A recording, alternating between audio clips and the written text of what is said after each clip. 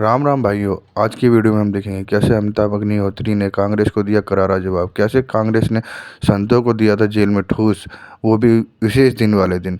आइए देखते हैं इस वीडियो को और अग्निहोत्री ने जैसे जवाब दिया उसकी हम प्रशंसा करते हैं। आप भी इस जी ने वीडियो लिखा को कि लाइक करें और मानस शेयर में करें। कि जाके प्री न राम वैदेही तजिए ताहि कोटि बैरी सम जद्यपि परम स्नेही।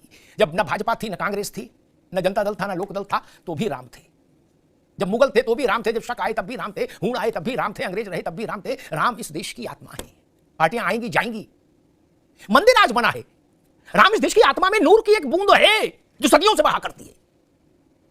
चंद्रेश जी, आपकी पार्टी में सारे जितने भी नेता थे जो सत्यनारायण भगवान की कथा की विधि भी नहीं जानते थे कि पंजीरी कैसे बने, वो भी अब बता रहे हैं टेलीविजन पर कि मंदिर का अनुष्ठान कैसे होता है। मुझे लग रहा है कि स्वामी देवनाथ जी जैसे लोग जो है, अब उन लोगों को क्या करना, क्या दूसरा काम करना चाहिए, क्योंकि जितने राजनेता हैं वो सब मूर्ति प्राण प्रतिष्ठा की विधि टीवी पे बता रहे हैं। क्या मुहूर्त शास्त्र टीवी पे बता रहे हैं। अब तो भैया फिर इसका मतलब है कि घर में कोई शुभ काम करना हो तो वो नेताओं से मुहूर्त निकलवा लेंगे। इतनी मुहूर्त निकालेंगे, हार देता हूं आपको। मसला कहां पर है? पहले कहा गया कि चारों पूज्य शंकराचार्य नहीं जा रहे, खिलाफ हैं। मैंने पड़ताल की। कल इस शो में मैंने कहा कि यह झूठ प्रचार है। दो पूज्य, चार मान्य पीठें हैं हमारी, उसमें दो पूज्य शंकराचार्यों ने यह कहा कि जो लोग, अब मैं फिर उद्धृत कर रहा हूं दो पूज्य शंकराचार्यों का वक्तव्य, कि जो लोग ये दुष्प्रचार शब्द का दुष्प्रचार कर रहे हैं कि हम इस कार्यक्रम से नाराज हैं, मैं उनका खंडन करता हूं। बताइए, आप क्यों चारों को लपेट लिया? शंकराचार्य जी सेवा दल के कार्यकर्ता हैं? नहीं ना। युवा कांग्रेस में भर्ती है? नहीं ना। कांग्रेस के टिकटार्थी है? नहीं ना। उनको क्यों लपेटा भाई? मैं तो कांग्रेस की बुद्धि पे बलिहारी। अयोध्या का सारा क्रेडिट आप खुद झोले में भर के भाजपा की गाड़ी में रखे दे रहे हो।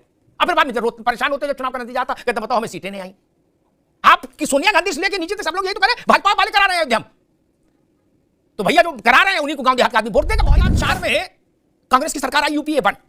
योगी जी, बड़ी महत्वपूर्ण बात बता रहा हूं। 2005 में क्रिश्चियन मिशनरीज ने दबाव बनाया कि कांची कामकोटि पीठम के जगतगुरु शंकराचार्य जयेंद्र सरस्वती हमारे धर्मांतरण के काम में बाधा बन रहे हैं। बहुत रहस्यपूर्ण बात का उदाहरण कर रहा हूं। दलितों की बस्तियों में कांची कामकोटि पीठ की मूल विग्रह की चल मूर्ति बनवा के रथ पर दलितों की बस्तियों में खड़ी करवा दी ले जाके महाराज ने। क्रिश्चियन मिशनरीज नाराज हुई। उन मिशनरीज ने सोनिया जी पर दबाव बनाया और सोनिया जी ने दबाव बनाया कि बाबा को गिरफ्तार करो।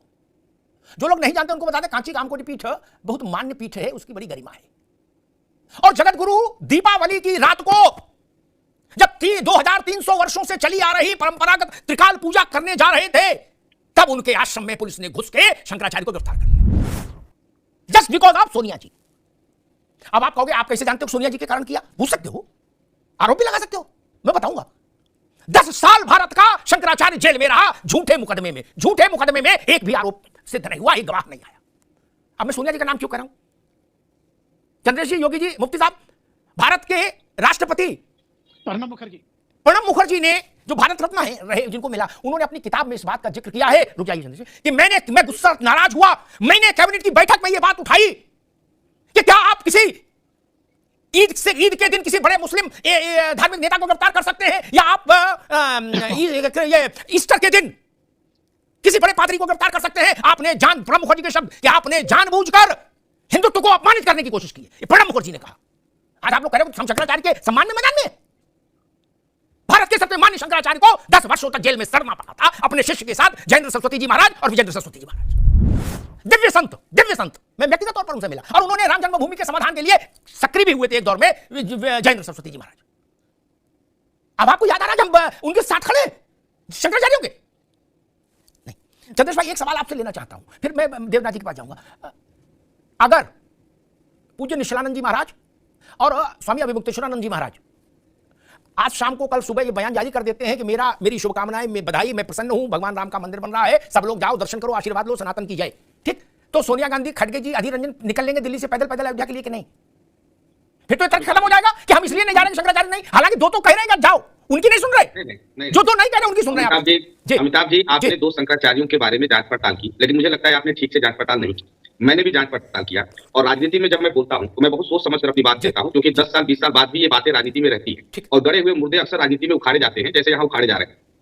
शंकराचार्यों ने 2-3 बातें कही कि प्रधानमंत्री किस आधार पर इनोग्रेशन कर रहे हैं। नहीं नहीं नहीं नहीं, एक मिनट मैं कह रहा हूं, एक मिनट अभी बताऊं आपको, आप गलत कर रहे हो भाई। मैं कह रहा हूं भारत के 2 शंकराचार्यों ने अपना आशीर्वाद दिया घटे उस समारोह को। ठीक है मैं 2 और शंकराचार्यों की तो ये बोलो ना, आप शंकराचार्य बोलते तो चारों जुड़ जाते हैं ना, 2 बोलो। मैंने पुरी के शंकराचार्य को कल सुना, पुरी के शंकराचार्य स्पष्ट कर रहे थे कि राम को भी पत्नी के बिना पूजा यज्ञ नहीं करने दिया गया, सोने की सीता बनाई गई। मोदी जी कैसे पूजा करेंगे बिना पत्नी का? ये शास्त्र इसकी अनुमति नहीं देता है, शास्त्र सम्मत नहीं है। दूसरी बात, कोई भी भवन आधा निर्मित हो उसका इनोवेशन नहीं होता है, उद्घाटन नहीं होता है, प्रवेश नहीं होता है, इसलिए खंडित मूर्तियों की स्थापना नहीं होती है। बहुत सारी मूर्तियां वहां भी खंडित है, वो पूरा मंदिर बना नहीं है। तो शंकराचार्य कह रहे हैं कि ये जो कार्यक्रम हो रहा है वो शास्त्र सम्मत नहीं है। ठीक है चलिए, मैंने जो सवाल पूछा, ठीक है अब मैंने जो सवाल पूछा उसका जवाब नहीं दिया, बाकी आपने पूरी शंकराचार्य का पूरा जवाब। मैं तो ठीक, मैं बड़ा हैरान हूं, चंद्रेश बाबू, जयराम रमेश, पवन खेड़ा इतना शास्त्र जान गए 3 दिन में, हद ही हो गई। रुक जाओ भाई, रुक जाओ दादा, अभी रुक इनके बाद, रुक जाओ आज। अभी उत्तर भारत में अयोध्या के इस तरह का विशाल कोई मंदिर नहीं है मेरे ख्याल से, इतना विशाल। दक्षिण में बहुत सारे मंदिर हैं, ठीक। मैं अपनी बात को चुनौती के तौर पर तो नहीं, लेकिन एक दृष्टांत के तौर पर जरूर रख रहा हूं, क्योंकि साधु संतों का मामला, इसलिए मैं चुनौती शब्द का इस्तेमाल नहीं करूंगा। दक्षिण में दर्जनों ऐसे मंदिर हुए, ये कांग्रेस ध्यान से सुन ले, जहां गर्भगृह बना, भगवान के विग्रह की स्थापना हुई और पूजा अर्चना आरंभ हो गई। उसके बाद 5 एकड़, 10 एकड़, 20 एकड़, 50 एकड़ तक मंदिर फैलता रहा। वर्षों वर्ष निर्माण चला, वर्षों वर्ष, दशकों दशक निर्माण चला, पूजा चलती रही। ये कौन फैला रहा है ये प्रचार? कौन ये कह रहा है कि 1000 साल तक जब ताजमहल बन जाएगा उसके बाद मकबरा है क्या?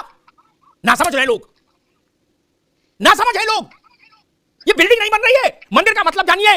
मंदिर का मतलब गर्भगृह, जहां भगवान विराजित हो जाए, भगवान की प्राण प्रतिष्ठा हो जाए, उनका नियमित राग भोग आरती हो जाए, मंदिर हो गया। उसके बाद 10 एकड़ बनाओ, 100 एकड़ में बनाओ, सोने के दरवाजे लगाओ, चांदी के दरवाजे लगाओ, लगाते रहिए 10-20 साल तक। योगी जी गलत तो नहीं कहा मैंने? मैं दक्षिण के 20 मंदिरों को उदाहरण दे दूंगा जहां दशकों तक निर्माण कार्य चला और आज भी निर्माण कार्य चल रहा है। ओहो, नहीं देखा जा रहा यार, नहीं देखा जा रहा। खत्म। दोस्तों, आपको हमारी ये वीडियो कैसी लगी हमें ज़रूर कमेंट करके बताइए, लाइक करें, सब्सक्राइब करें और हमसे सपोर्ट करें। थैंक यू, धन्यवाद।